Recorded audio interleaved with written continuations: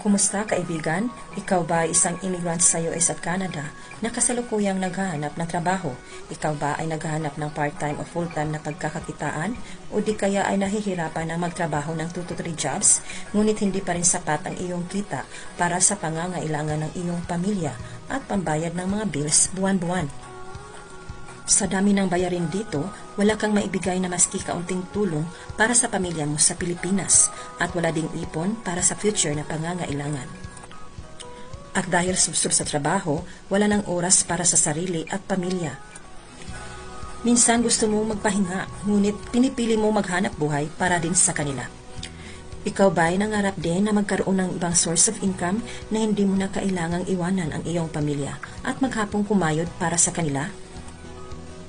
Marahil nangarap ka din na magkaroon ng sarili mong negosyo, ngunit walang sapat na kapital at kaalaman kung paano ito simulan.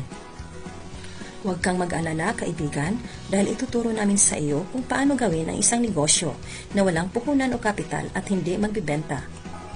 Hindi ito insurance, hindi rin ito MLM, at lalong hindi ito mangungulit ng iyong kapamilya, kamag-anak at mga kaibigan. Kamangha-mangha ang konsepto ng sistemang ito dahil maaari kang kumita ng repeat income monthly. Basta open-minded ka lang na gawin ang sistemang ito, pwede mong makamit ang matagal mo nang ninanais. Dahil sa sistemang ito, marami ng pamilya sa US at Canada ang natulungan na lutasin ang kani-kanilang problema. Sa madaling salita, nais lang namin makatulong, kaibigan.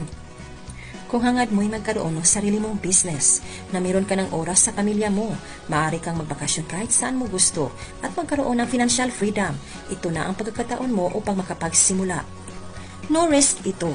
Basta subukan mo lang, baka ito na ang sagot sa matagal mo ng pangarap. Kung para sa iyo ito, mag-comment ka lang para makapagsimula ka na.